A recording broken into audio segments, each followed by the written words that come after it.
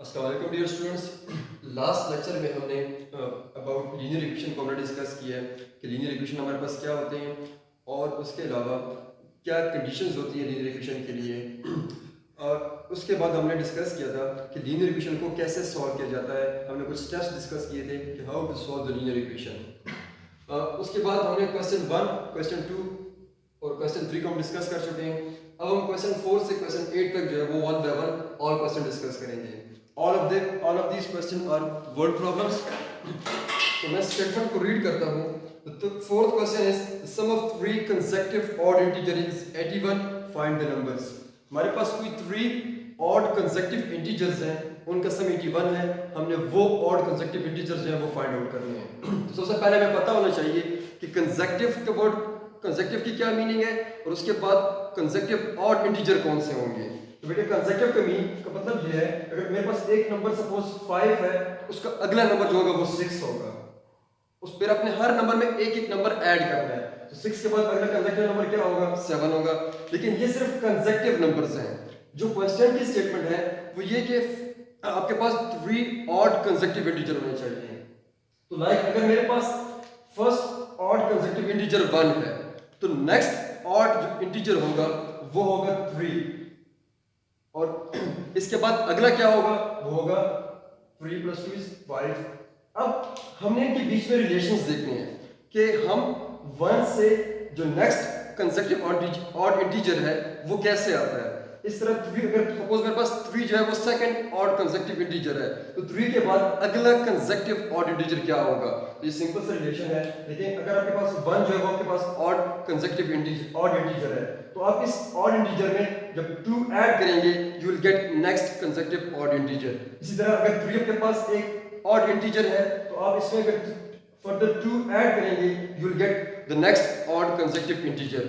लेकिन यहाँ पे मुझे पता है कि 1 जो है वो सपोज आपका ऑड कंसेक्टिव इंटीजर है तो हम 1 में 2 ऐड करते हैं, उसके बाद 3 आ जाएगा, फिर 3 में मुझे 2 ऐड करना पड़ेगा।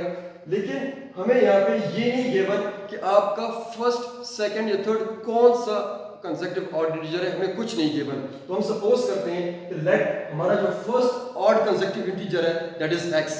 अगर x मेरा फर्स्ट ऑड कंसेक्टिव इंटीजर है तो नेक्स्ट क्या होगा, जस्ट मुझे इसमें 2 ऐड करना होगा। तो सेकंड ऑड कंसेक्टिव इंटीजर क्या होगा, x + 2। और जो थर्ड कंसेक्टिव इंटीजर होगा मुझे फर्दर इस सेकंड में 2 और मोर ऐड करना पड़ेगा। Like x + 2 + 2 you will get x + 4। so x + 2 x + 4 ये हमारे पास 3 कंसेक्टिव ऑड इंटीजर्स हैं। तो लेट हम क्या कैलकुलेट कर लेते हैं कि हमारे पास जो 3 ऑड कंसेक्टिव इंटीजर है वो x + 2 x + 4 है। अब हमने ये 3 ऑड कंसेक्टिव इंटीजर्स हैं ये हमने फाइंड आउट करने हैं। अब इनको फाइंड करने के लिए अगर मुझे सिर्फ x का पता चल जाए तो हम बाकी सेकंड और थर्ड को इजीली फाइंड आउट कर सकते हैं। अब आते हैं क्वेश्चन की कंडीशन के ऊपर कि इन तीनों ऑड कंसेक्टिव इंटीजर का जो सम है that is 81। Like according to question condition the sum of 3 odd consecutive integer is 81। तो हम तीनों को सम करेंगे और उसका सम किसकी इक्वल होना चाहिए, 81 की इक्वल होना चाहिए। So this is your first odd integer जो हमने लेट किया हुआ है plus second odd integer x + 2 plus third odd consecutive integer x + 4 और इनका सम जो है वो 81 की इक्वल है। Now x + x + 2 + x + 4 = 81। हमारे पास 3x है, this x this x this x। इन तीनों x को जब मैं ऐड करूंगा you will get 3x और 2 और 4 को आपस में ऐड करेंगे you will get 6। So left side को सिंपलीफाई करेंगे you will get 3x + 6 = 81।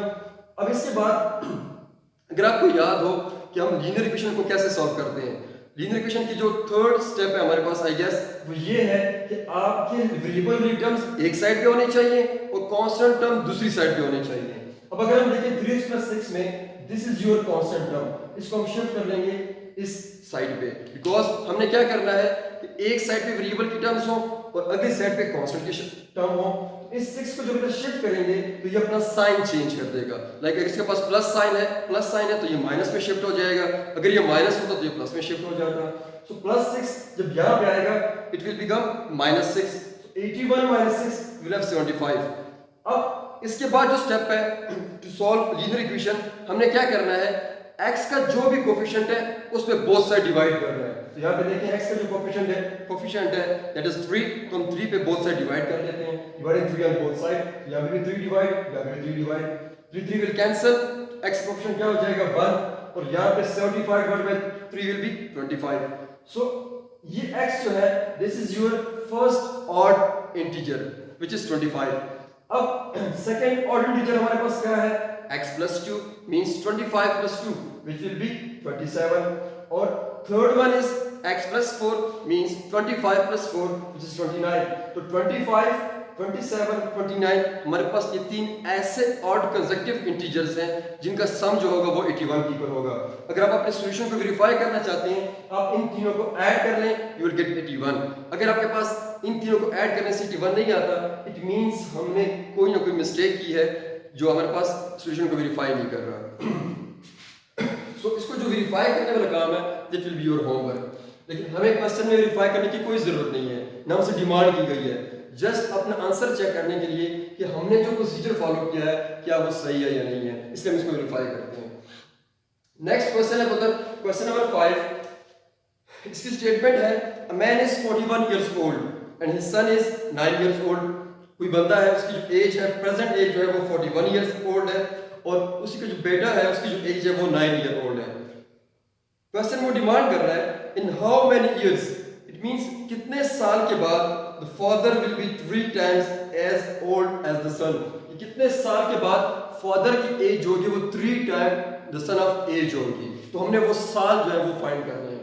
तो बेटा हमें जो प्रेजेंट एज गिवन है फादर की दैट इज 41 इयर्स और बेटे की जो प्रेजेंट एज गिवन है दैट इज 9 इयर्स.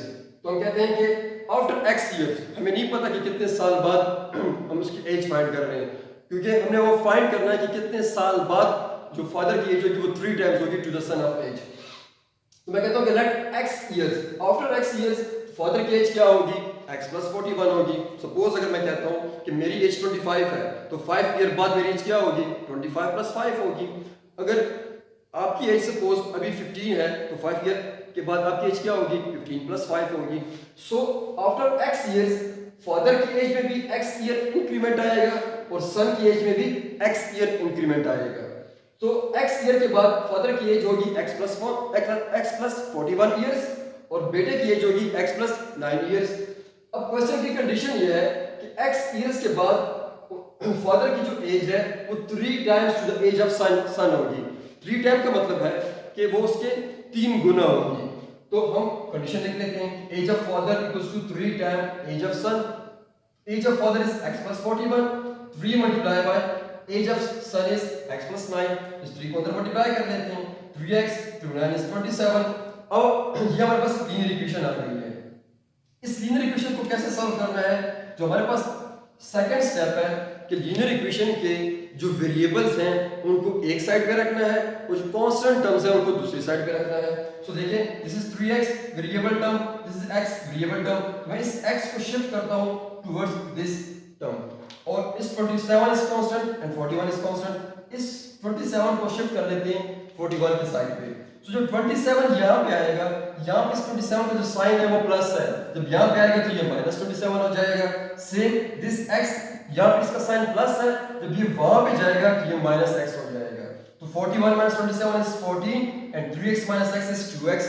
अब यहाँ पे देखिए x का जो कोफिशिएंट है that is 2, बट मुझे x का कोफिशिएंट 1 चाहिए. तो क्या करेंगे डिवाइडिंग 2 on both side. तो यहाँ पे भी 2 डिवाइड करेंगे, यहाँ पे भी 2 डिवाइड करेंगे. We will get x equals to 7. So मतलब after 7 years जो फादर की एज होगी वो सन की एज के 3 टाइम्स होगी. हम फाइंड कर लेते हैं, वेरीफाई कर लेते हैं अपना आंसर कि after x years means 7 plus 41, 7 year के बाद जो सन की एज फादर की एज होगी that will be 7 plus 41, वो 48 एज हो जाएगी. और सन की जो एज होगी वो क्या हो जाएगी 9 plus 7 16. अब 16 जो है वो 3 जो 48 जो एज है फादर की that is 3 times to 16. कैसे like 48 equals to 3 times 16. 16 multiplied by 3 48. It means इस इक्वेशन को सेटिस्फाई कर रहा है, सॉल्यूशन जो है वो वेरीफाई कर रहा है. सो हमारी जो कैलकुलेशन है that is correct. अब जो नेक्स्ट क्वेश्चन है क्वेश्चन नंबर 6, उसकी स्टेटमेंट है the 10 digit of a certain 2 digit number exceeds the unit digit by 4 and and is 1 less than twice the one digit, find the two digit numbers. हमारे पास कोई two digit number है, तो two digit number को हम कैसे लिखते हैं? Like अगर मैं लिखता हूँ ये 27 सपोज हम कहते हैं 27 जो टू डिजिट नंबर है, तो इस 27 में इस 7 की प्लेसमेंट क्या होगी? इस 7 को हम कहेंगे कि ये यूनिट प्लेस पे है, और इस 2 को मैं क्या कहूँगा? That is on 10 digit place.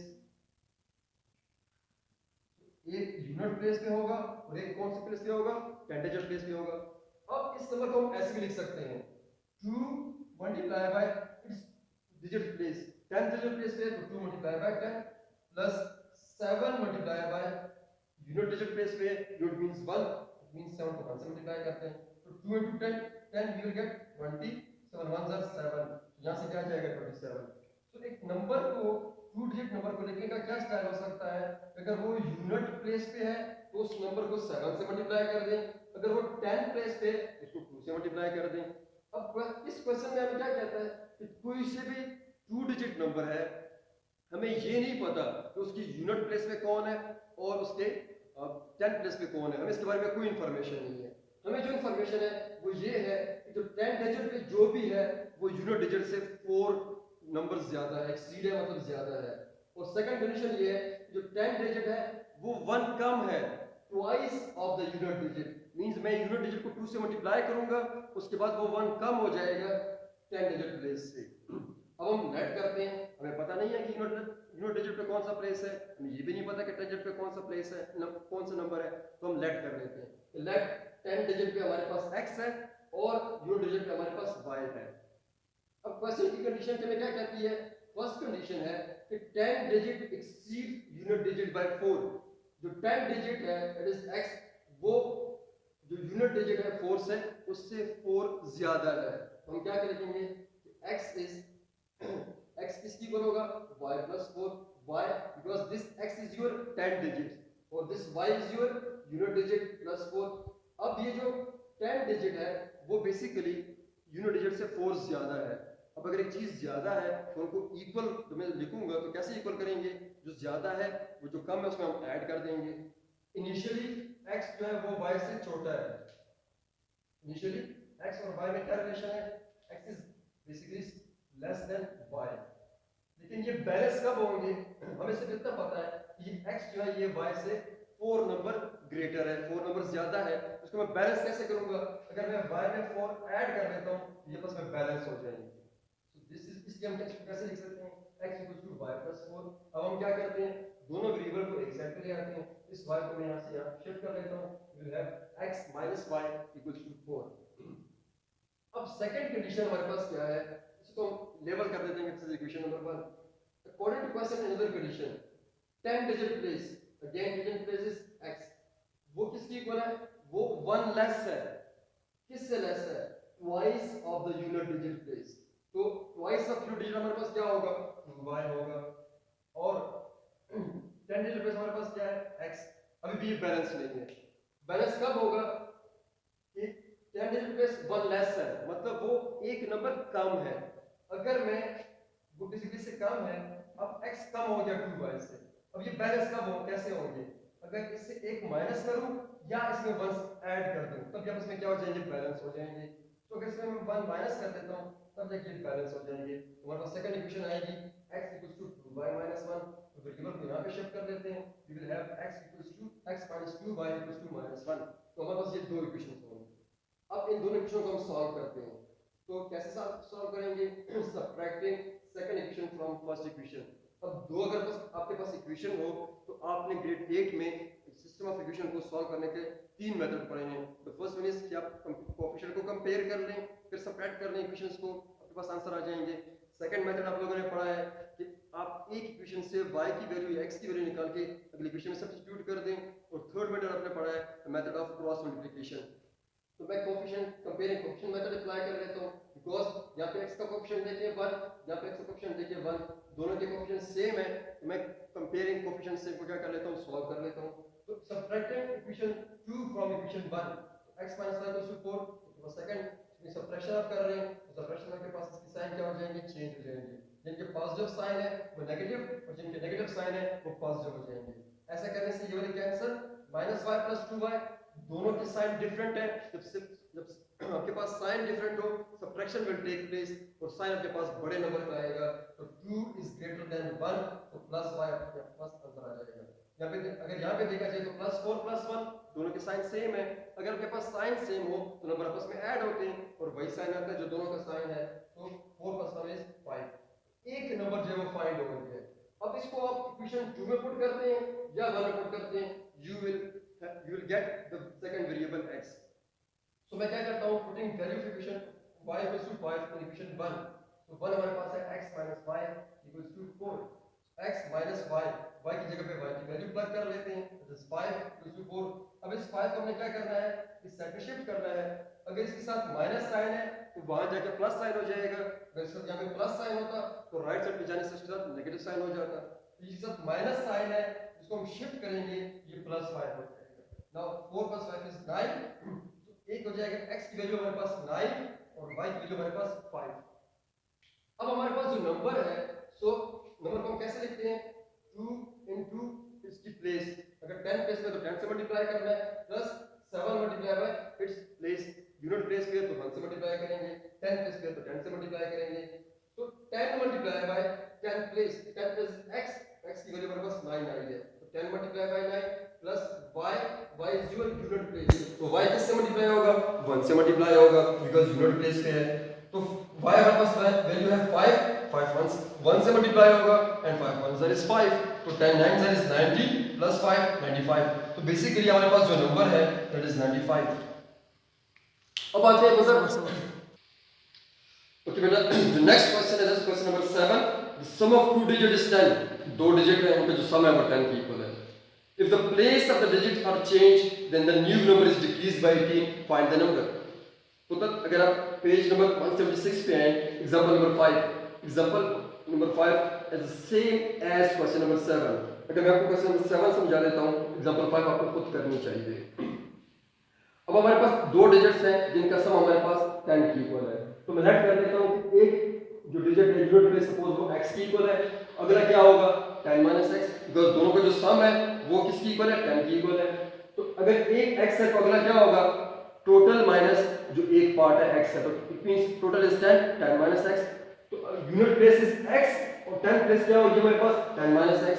अब जो नंबर की प्लेसमेंट इसको हम कैसे लिख सकते हैं, जो 10 प्लेस है उसको 10 से मल्टीप्लाई करना है प्लस यूनिट प्लेस को 1 से मल्टीप्लाई करना है, 10 प्लेस में हमारे पास है 10 x, ये 10 से मल्टीप्लाई होगा, यूनिट प्लेस में हमारे पास x है तो ये 1 से मल्टीप्लाई होगा, तो 10 मल्टीप्लाई बाय 10 x, तो 10 into 10 100 minus 10x plus x minus 10x plus x minus 9x, so ये हमारे पास ओरिजिनल नंबर है 100 minus 9x, this is your original number. अब वो क्वेश्चन में कहता है अगर हम इसकी पोजीशन चेंज कर दें, पोजीशन चेंज करने का मतलब है जो यूनिट प्लेस पे है उसे 10 प्लेस पे ले आए और जो 10 प्लेस पे है उसे यूनिट प्लेस पे ले आए, ऐसा करने से क्या होगा, जो न्यू नंबर आएगा वो 18 नंबर लेस होगा, सॉरी जो न्यू नंबर होगा वो 18 नंबर लेस होगा जो ओरिजिनल नंबर। तो जब पोजीशन चेंज करेंगे तो क्या होगा, अब ये आपके पास यूनिट प्लेस पे हो जाएगा, इट मींस इसके साथ 1 मल्टीप्लाई होगा एज इट इज आ जाएगा, ये आपके पास यूनिट प्लेस वाला 10th प्लेस में शिफ्ट हो जाएगा, इसके साथ 10 मल्टीप्लाई होगा तो 10 मल्टीप्लाई बाय x, तो 10 multiply by x plus 10 minus x, 10x minus x 9x plus 10, तो ये जो 9x प्लस 10 है this is your new number. Position change करने के बाद न्यू नंबर ओरिजिनल इसकी जो पोजीशंस थी उसके मुताबिक ये ओरिजिनल नंबर है। अब क्वेश्चन की कंडीशन क्या है कि पोजीशन चेंज करने से जो न्यू नंबर होगा वो 18 लेस होगा, डिक्रीज होगा, तो जब ये 18 डिक्रीज है तो बैलेंस कैसे करेंगे, ओरिजिनल नंबर से 18 माइनस कर देंगे तब बैलेंस हो जाएगा, तो new number equals to original number minus 18 क्यों, बिकॉज वो डिक्रीज हो रहा है, सो न्यू नंबर की वैल्यू है 9x प्लस 10 और ओरिजिनल नंबर की वैल्यू है 100 minus 9x minus 18 as it is. अब ये भी x है पुत्र, ये भी x है, इस x को यहाँ पे शिफ्ट कर लेते हैं, ये प्लस 9x हो जाएगा, ये 10 कांस्टेंट है इसको यहाँ पे ले जाते हैं, तो 100 माइनस 18 और ये प्लस अंदर जाएगा तो माइनस 10, तो 100 माइनस 28 72 18x, 9 प्लस 9 इज 18। अब x का जो कोफिशिएंट है दैट इज 18, इसको हमने 1 बनाना है, तो हम क्या करेंगे डिवाइडिंग 18 ऑन बोथ साइड, यहाँ पे भी 18 से डिवाइड, यहाँ पे भी 18 से divide, 18 18 cancel, 18 4s are 72, x की जो वैल्यू है वो 4 and x is your unit place number, और जो सेकंड प्लेस नंबर है 10 प्लेस नंबर है वो 10 माइनस x है, तो 10 minus x means 10 minus 4 which is 6। तो जो आपका रिक्वायर्ड नंबर होगा दैट इज 64। इसको कैसे वेरीफाई करते हैं? जो ओरिजिनल नंबर है दैट इज 64, और जो आपके पास न्यू नंबर होगा आफ्टर चेंजिंग द पोजीशन, तो 4 को आप 10 प्लेस पे ले आए, 6 को 1 प्लेस पे ले आए, 46। अब ये जो न्यू नंबर है ये देख लें, ये 64 से 18 कम है, अगर आप इसमें 18 ऐड करेंगे यू विल गेट 64। अब आते हैं मतलब लास्ट क्वेश्चन पे। अब जो क्वेश्चन नंबर 7 है इस हूबहू इसकी तरह एग्जांपल नंबर 5 है, आप लोगों ने खुद करनी है। क्वेश्चन 8 में हमें कहता है if the breadth of the room is 1/4 of its length, 1/4 means एक चौथाई हिस्सा, 4 में से एक पार्ट जो है वो ब्रेथ का है, and the perimeter of the room is 20 metre, perimeter मुझे गिवन है, हमने लेंथ और विड्थ जो है वो फाइंड करनी है। अब उधर मुझे लेंथ जो है वो सपोज कर लेते हैं कि वो मेरे पास x है, और जो विड्थ है वो लेंथ पे 1/4 है, इट मींस 1/4 ऑफ x। तो जो पैरामीटर का फॉर्मूला है, अब हमारे पास ये कौन सी शेप हो जाएगी कि लेंथ आपके पास बड़ी है और विड्थ जो आपके पास छोटी है, इट मींस ये समथिंग लाइक रेक्टेंगल की शेप हो जाएगी। दिस इज x, तो ये क्या हो गया आपके पास 1/4x, ये विड्थ है। तो रेक्टेंगल की पैरामीटर का क्या फार्मूला है? फार्मूला है 2 into लेंथ प्लस ब्रेथ, यानी वैल्यूज पुट कर देते हैं, पैरामीटर की जगह पे 20, लेंथ की जगह पे x, ब्रेथ की जगह पे 1/4x, ये 2 डिवाइड कर लेते हैं बोथ साइड, तो 20 divide by 2 is 10, 2 to cancel, 10 equals to x plus x/4। अब यहां पे हमने क्या करना है? एलसीएम लेना है, इसका कोएफिशिएंट 1, इसका 4, इसका जो डिवाइजर होगा इट इज आल्सो, ये जो डिनोमिनेटर होगा वो भी आल्सो क्या होगा 1 होगा, सो 1 4 का एलसीएम क्या होगा 4, तो यहां पे क्या आ जाएगा 4x plus 1x divide by 4, 4x plus x 5x by 4। अब x की जो कोएफिशिएंट है दैट इज 5/4, मुझे इसको रिमूव करना है, कैसे रिमूव करेंगे? We will multiply both side by its reciprocal, तो 5/4 का रेसिप्रोकल क्या होगा? इसको उल्टा कर दें 4/5, तो मैं 4/5 से क्या करूंगा? इसको बोथ साइड मल्टीप्लाई करूंगा, यहाँ पे भी 4/5 मल्टीप्लाई, यहाँ पे 4/5 मल्टीप्लाई, यहाँ पे मल्टीप्लाई करने से 4 4 से कैंसिल, 5 5 से कैंसिल, यहाँ पे क्या होगा 5 2 are 10 and 2 4 are 8, तो x की वैल्यू जो आपके पास आ गई है, but x is your length of that room, so this is 8, और विड्थ हमारे पास क्या रिलेशन है 1/4 ऑफ x मींस 1/4 ऑफ 8, तो 4 और 8 को अगर कैंसिल कर दें तो 4 1 is 4 और 2 is 8, तो आपकी जो आपके पास जो विड्थ आएगी उस रूम की वो 2 मीटर आएगी। तो पुत्र ये आपके पास वर्ड प्रॉब्लम है, अब जो मेन इस पे वर्ड प्रॉब्लम जो मेन चीज होती है वो इस वर्ड प्रॉब्लम को समझना कि इससे हम इक्वेशन को जो है वो कैसे कंस्ट्रक्ट करते हैं। अगर आपको ये चीज समझ आ जाती है तो rest of these are the linear equations and you know how to solve the linear equations. तो इसको देख लीजिएगा, अगर आपको फिर भी कोई इशू हो तो फिर आप हमसे जो स्कूल के जो नंबर्स हैं उनका हम कांटेक्ट कर सकते हैं, किसी भी चीज़ के पास आप तो किसी भी सब्जेक्ट का कोई इशू हो तो आप कहते हैं कि अपना टीचर को बुलाना है, हमने डिस्कस करना है, तो हमसे डिस्कस कर सकते हैं। लेकिन अगर इशू ज़्यादा हो तो आप स्कूल भी विजिट कर सकते हैं, हमसे डिस्कस कर सकते हैं। थैंक यू एंड अल्लाह हाफिज़।